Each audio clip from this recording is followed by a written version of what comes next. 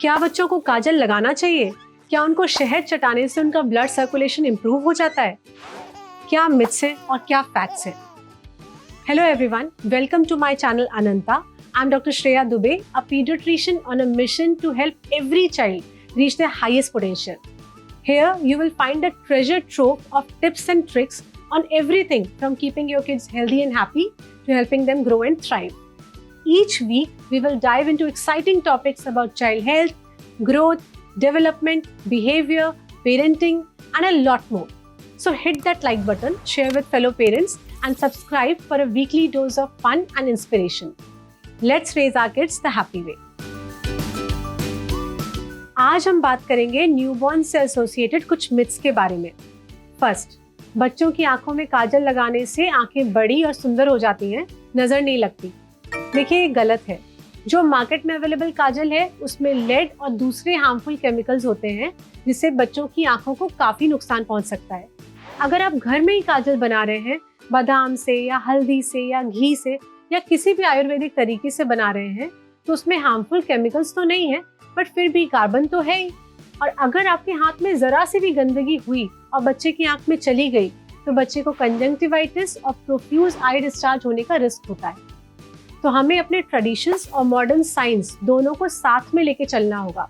पहली बात तो ये कि हम कमर्शियल या मार्केट वाला काजल बच्चे के लिए बिल्कुल यूज नहीं करेंगे।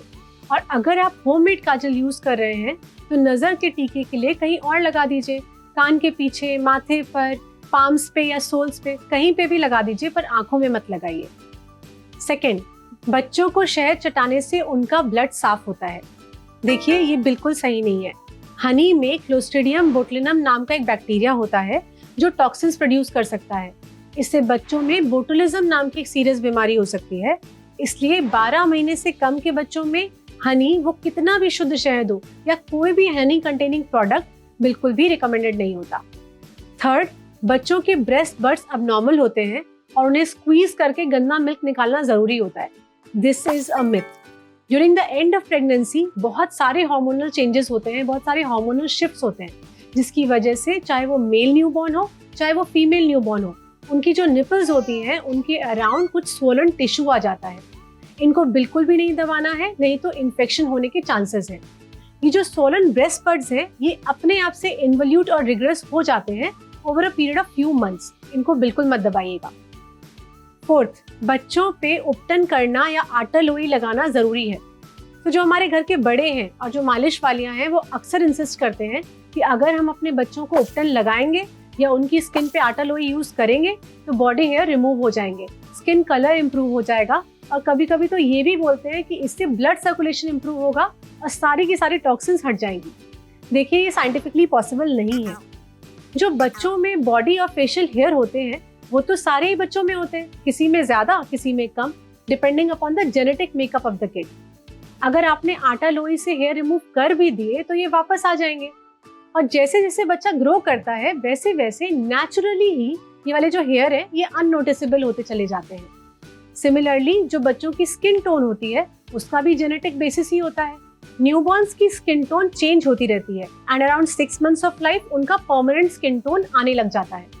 तो कोई भी नेचुरल या कोई भी केमिकल तरीका अपनाने से बच्चे का जेनेटिक मेकअप थोड़ी चेंज हो जाएगा, वो तो वैसे का वैसे ही रहेगा। तो इस वाली मिथ का भी कोई साइंटिफिक बेसिस नहीं है। और अगर फिर भी आपका मन है कि आप अपने बच्चे को उपटन लगाएं या आटा लोई यूज करें तो कुछ चीजों का ध्यान रखिएगा। पहली चीज तो ये कि बच्चों की स्किन सेंसिटिव होती है, तो जो भी आप उपटन में इंग्रेडिएंट्स यूज कर रहे हैं वो ग्रेनी नहीं होने चाहिए, कोर्स नहीं होने चाहिए टेक्सचर में, नहीं तो बच्चे को स्क्रैचेस आ सकते हैं और इन्फेक्शन हो सकता है। दूसरी चीज, अगर आपने बच्चे को उपटन लगाया और उसे रैश आ रही है तो प्लीज दोबारा मत लगाइएगा। तीसरा, ये जो उपटन या आटा लोई यूज करने वाला प्रोसेस है ना, ये बच्चे के लिए एंजॉयबल होना चाहिए। अगर आपको लगता है कि बच्चा बहुत ही अनकंफर्टेबल है तो प्लीज उसको टॉर्चर मत करिए, रहने दीजिए। एंड मोस्ट इम्पॉर्टेंटली, अपने ब्यूटीफुल से बच्चे को ना होल हार्टेडली एक्सेप्ट करिए। अगर आपको अभी ये लगेगा कि ये वाला स्किन टोन बेटर है या ये वाला स्किन टोन अच्छा नहीं है, तो एक ना एक दिन आपकी ये वाली फीलिंग बच्चे तक पहुंच ही जाएगी और तब उसका सेल्फ कॉन्फिडेंस और सेल्फ एस्टीम नेगेटिवली इम्पैक्ट होने लग जाएंगे। इसलिए प्लीज टेक केयर। बच्चों का मुंडन कराने से हेयर ग्रोथ अच्छी होती है। This is also a myth. ऐसा नहीं होता है। हेयर की क्वालिटी और टेक्सचर बच्चे के जेनेटिक मेकअप, फैमिली के जेनेटिक मेकअप और बच्चे के न्यूट्रिशनल स्टेटस पर डिपेंड करते हैं। एक न्यूबॉर्न बच्चे के बाल थिन, सॉफ्ट, शाइनी और पुअरली पिगमेंटेड होते हैं। And by the age of 2 years आप मुंडन कराएं चाहे ना कराएं, ये जो इमेच्योर हेयर है they are replaced by mature hair जो कि थिक होते हैं और ज़्यादा पिगमेंटेड होते हैं। बच्चों को पिलोज लगानी चाहिए ताकि हेड फ्लैट ना हो। देखिए, आइडियली 2 साल से कम के बच्चों में पिलोज रिकमेंडेड नहीं है। फिर भी अगर घर के बड़े इंसिस्ट कर रहे हो या आपका मन हो पिलो यूज करने का, तो मस्टर्ड सीड्स वाली पिलो यूज कर सकते हैं। इसमें कोई शेप नहीं होना चाहिए। इसका कोई बेनिफिट तो नहीं होता, पर कोई हार्म भी नहीं होता। जो होल्स या इंडेंटेशंस वाली पिलोज मार्केट में अवेलेबल होती हैं, उनको यूज नहीं करना चाहिए। इनकी मार्केटिंग भी यही बोल के करी जाती है कि फ्लैट हेड को अवॉइड करती हैं, बट ये गलत मार्केटिंग है। ये वाली पिलोज बिल्कुल भी यूज नहीं करनी चाहिए। सरसों के तेल से मसाज करने से बच्चे की हड्डियां स्ट्रांग होती हैं। एक्चुअली मस्टर्ड ऑयल यानी कि सरसों के तेल की स्मेल काफी स्ट्रांग होती है, जिसकी वजह से बच्चा इरिटेट हो सकता है। ऑल्सो सेंसिटिव स्किन पर मस्टर्ड ऑयल यूज करने से रैश और एलर्जीज होने के चांसेस बढ़ जाते हैं। इसलिए मस्टर्ड ऑयल कभी भी बेबी मसाज के लिए फर्स्ट प्रेफरेंस नहीं होता। बच्चों के कान और नाक में ऑयल डालने से इन्फेक्शंस नहीं होते। देखिए, ये बिल्कुल गलत है। ऐसा बिल्कुल नहीं करना चाहिए। इससे बच्चों में एस्पिरेशन, निमोनिया और इन्फेक्शन होने का रिस्क होता है। मसाज तक ठीक है, पर किसी भी ऑरिफिस में ऑयल नहीं डालना है। अगर बच्चे की नाक पिंच करेंगे या मसाज करेंगे तो उसकी नाक शार्प हो जाएगी। नहीं, ऐसा नहीं होता। नाक की शेप का जेनेटिक बेसिस होता है। जब बच्चे की डिलीवरी होती है उस समय बच्चे की नाक फ्लैट या राउंडेड हो सकती है, but with in a few months अपने ओरिजिनल शेप पे आने लग जाती है। सो बच्चे की नाक को पिंच करने या मसाज करने का कोई फायदा नहीं होता। फिर भी अगर आप ये करते हैं तो प्लीज ध्यान रखिएगा कि बच्चे को चोट ना लगे। अगर एक ब्रेस्ट फीडिंग मदर हल्दी खाएंगी तो उनके बच्चे को जॉन्डिस यानी कि पीलिया हो सकता है। नहीं, this is a myth. Neonatal jaundice is a physiological phenomena. माँ के हल्दी खाने से या पपीता खाने से या बच्चे के पीले रंग के कपड़े पहनने से बच्चों को जॉन्डिस नहीं होता। Hope this has answered some of your question and you like today's information. We'll be back next week with another topic.